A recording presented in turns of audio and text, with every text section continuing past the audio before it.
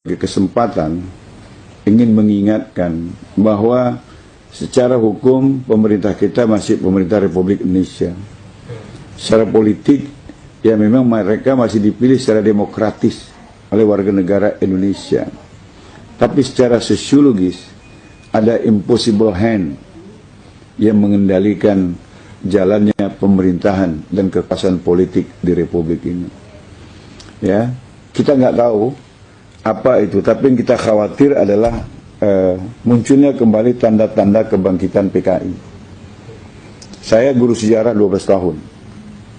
Ya, penatar P4 saya 10 tahun. Saya peserta terbaik 1 penataran P4 tingkat nasional angkatan kelima di Sumatera Utara.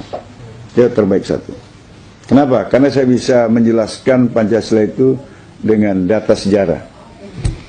Nah, kenapa saya yang khawatir adalah kebangkitan PKI? Begini, dulu ketika PKI akan bangkit, kondisi yang terjadi sama seperti sekarang. Harga-harga kebutuhan begitu mahal. Dan kesempatan bekerja begitu sulit. Apa yang terjadi kalau kerja sulit, kebutuhan mahal? Orang nekat, orang galau.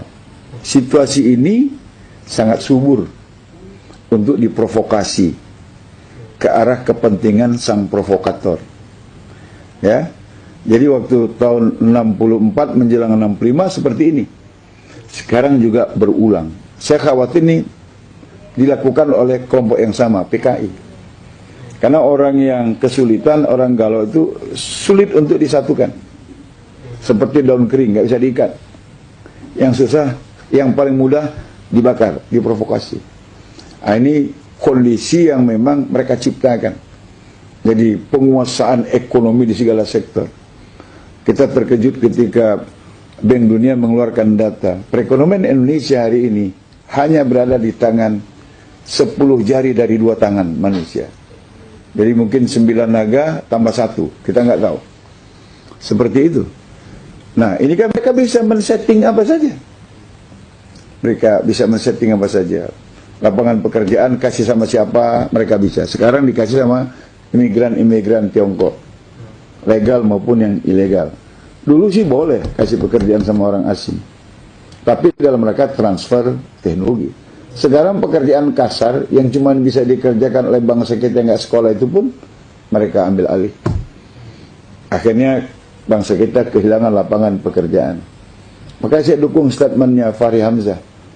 Bangsa kita sampai ngemis-ngemis jadi babu ke negeri lain, sementara lapangan pekerjaan di dalam negeri dikasihkan kepada orang-orang Tiongkok.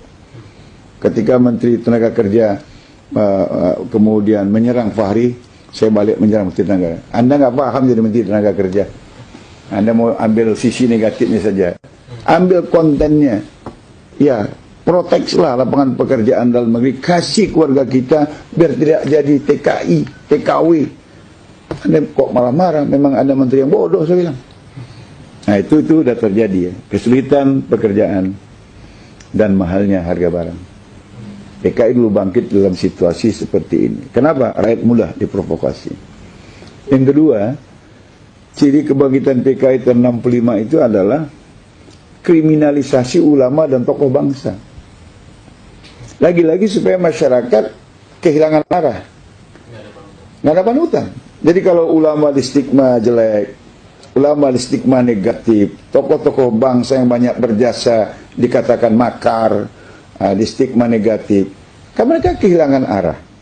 Karena tidak punya lagi panutan. Ini juga situasi yang diinginkan PKI. Kemudian pada masa lalu juga ada pendataan ulama. Utama di Pulau Jawa. Dan setelah didata, rata-rata ulama itu matinya tersembelih. Ya? Dan sekarang mungkin penyembelihan secara fisik, orang berpikirlah untuk melakukannya. Tapi penyembelihan secara ideologi, penyembelihan secara spirit, sehingga para ulama tidak lagi bersuara lantang untuk menyatakan kebenaran dan keadilan, itu pasti sudah terjadi. Karena ulama-ulama yang punya suara lantang ini sekarang itu dikriminalisasi. Jadi didata.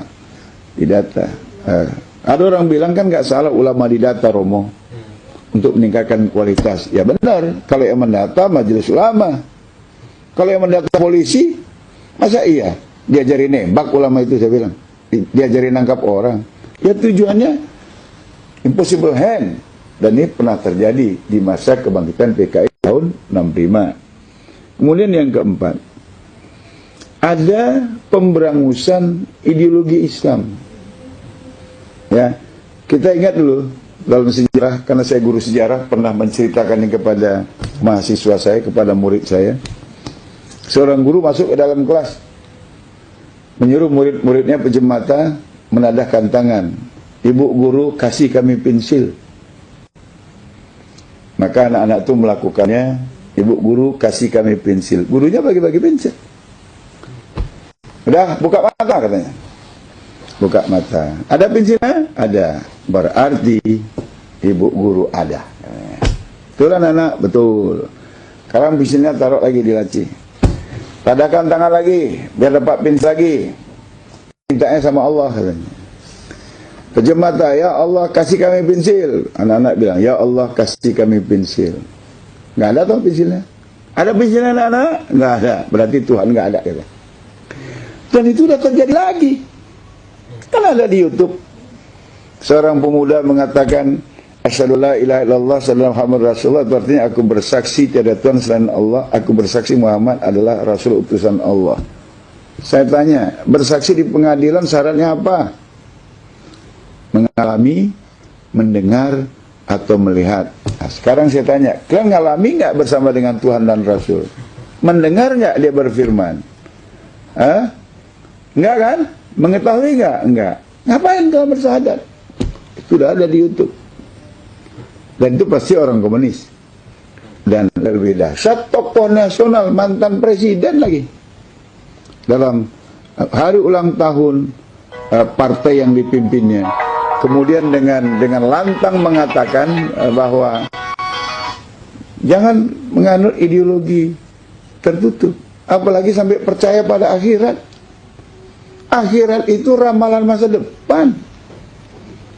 Pertanyaannya, apa udah ada orang yang pulang dari akhirat? Begitu? Kan sama ini. Pemberangusan. Ya, pemberangusan ideologi keislaman. Baru dituduh intoleran, baru dituduh ideologi tertutup, dan lain sebagainya. Itu sudah terjadi. Kemudian yang kelima, mata uang Republik tahun 64 itu lambangnya Palu Arit. Dan Palu Arit berkibar di mana-mana. Sekarang itu juga sudah terjadi. Bendera Palu Arit di mana-mana, baju Palu Arit sudah dipakai orang. Aku bangga jadi anak PKI sudah ditulis orang. Dan uang baru, pecahan 5.000, 10.000, 20.000, 50.000, 100.000, bacaan BI dengan cat yang terputus-putus. Kalau kita rekonstruksi, ya memang Palu Arit lagi. Lengkap ya, lengkap itu sudah ciri-ciri kebangkitan PKI. Makanya saya khawatir ada impossible hand. Ya oke, memang pemerintah kita secara hukum masih pemerintah Republik Indonesia. Secara politik dipilih secara demokratis oleh rakyat Indonesia. Tapi kenapa kebijakannya seperti ini? Saya khawatir ada kekuatan lain yang paling saya khawatirkan adalah impossible hand. Itu adalah PKI, karena ciri-cirinya udah sama dengan ciri kebangkitan PKI tahun 65 yang lalu. Dan ini patut diwaspadai oleh semua pihak, semua agama. Karena kalau PKI berkuasa, bukan cuma umat Islam yang dihabis, tapi semua mereka yang yakin kepada Tuhan itu sendiri.